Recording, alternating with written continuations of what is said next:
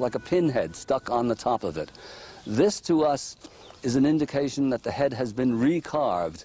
In other words, at some point in its long history, the head was redone. John West believes the Sphinx was originally a huge lion, which an unknown group of sculptors carved out of rock before 10,500 BC. It became eroded when the end of the Ice Age upset the climate and caused rains to pour down for many centuries. Only thousands of years later would pharaohs carve its head into their own image. The Sphinx, more than twice as old as was thought until now. The theory is ridiculed by Egyptologists, but geologists simply tell them the facts are there. Stranger still, according to Robert Bauval, astronomical evidence suggests that the pyramids of Giza all seem to point to that incredible old age.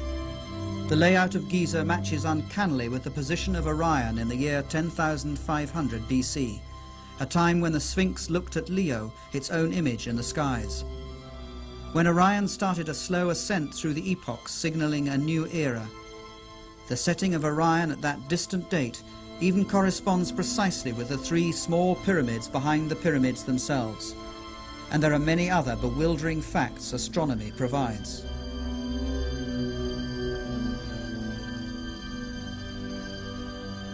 And this matches exactly with the geological analysis of the Sphinx. So there are two hard sciences now indicating that the Sphinx could be going back to 10,500 BC. Egypt experienced major and dramatic changes at the end of the Ice Age, particularly about 10,500 BC, when very high, exceptionally high floods covered the floodplain, and it ended things both in the Delta and the Nile Valley in general.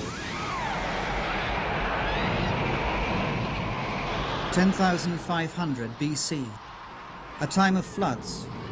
Could the designers of Giza point back to that distant time?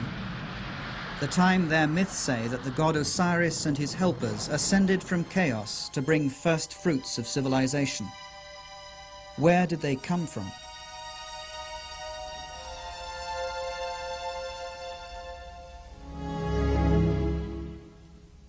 A god who was very similar was lord of ancient Tiwanaku in Bolivia. Here in this mysterious city of Tiwanaku, the god they worshipped is tall, bearded, described as white. Viracocha emerged in times of chaos and destruction from across the waters to bring some kind of renewal to the human race. The white god Viracocha. In Mexico, he's called Quetzalcoatl, who came with others to bring the first fruits of knowledge. His symbol is all over Teotihuacan.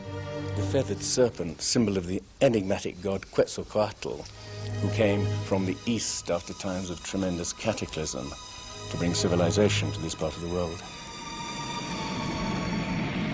Could gods like Osiris, Viracocha and Quetzalcoatl have been real people who came from afar? Survivors of a cataclysm that had destroyed their homes and civilization?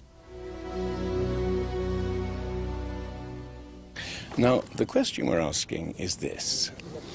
Was there some remote civilization, as yet unidentified, that touched Egypt, Mexico, and South America, and left its imprint, however difficult to discern, in a body of knowledge?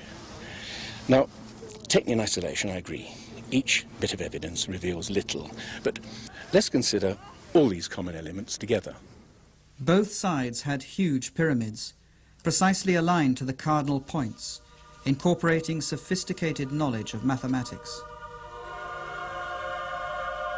Both demonstrated an astounding knowledge of astronomy, expressed in the great sacred monuments they both erected. Although they knew neither pulley nor wheel, both could build using huge stones finely jointed, in a unique style of construction with L-shaped corners and metal clamps. And both cultures used the process of mummification to preserve and honor their dead. Here a new astounding clue was found when Dr. Balabanova of the German University of Ulm discovered to her surprise that many mummies from Egypt contained cocaine and nicotine, indigenous to South America. Ich habe eine Reihe von Briefen bekommen, die fast gefährliche Briefe waren, beleidigende Briefe, dass das alles eine Unfug ist, dass das Fantasie ist, dass das absolut unmöglich ist. Es ist nachgewiesen, dass diese Pflanze vor Kolumbus nirgendwo in der ganzen Welt außer Amerika vorhanden waren. But her research was repeated on hundreds of mummies and proved beyond refute. Did, in some distant past, seafarers indeed cross the seas and influence the cultures on both sides of the Atlantic? The thought is even suggested by what is not there: Mexico, the ancient culture of the Mayas. The Mayan priests had tables for predicting the eclipses of the sun and the moon, yet there was something very odd about the Mayans. They never even grasped the simple principle of the wheel. They were able to visualize eternity as no previous civilization could, thinking in terms of millions of years, and yet they never learned to weigh a sack of grain. This sophisticated civilization finally died because they didn't develop the simple agricultural methods to feed their own people. Now, what I'm suggesting is it possible that they simply inherited a specific part of their knowledge from some much earlier and wiser civilization? Contact. Sometimes the evidence is there for all to see. The ancient Olmecs in Mexico gave their rulers the face of an African. And how about this, carved by these same Olmecs? It's genetically impossible for Indians to have beards, and yet you have this face of a white Caucasian male carved perhaps 2,000 years before the Spaniards first came to the New World.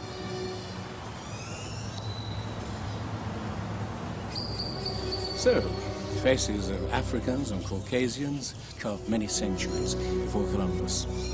Where did they come from? How did they get here? How did they come to influence the most ancient culture of Central America, the mother culture of Mexico? All that archaeologists know is that they suddenly materialized, fully evolved about 1500 BC.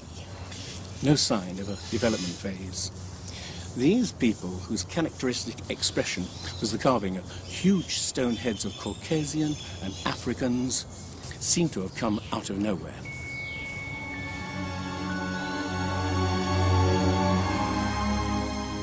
Oaxaca, the ancient citadel of Monte Alban. Here, further to the south in Mexico, is what seems to be the last record of these mysterious men. For these figures carved in stone seem to represent men who've been slain in battle, naked, forlorn, most of them castrated. This may be the point where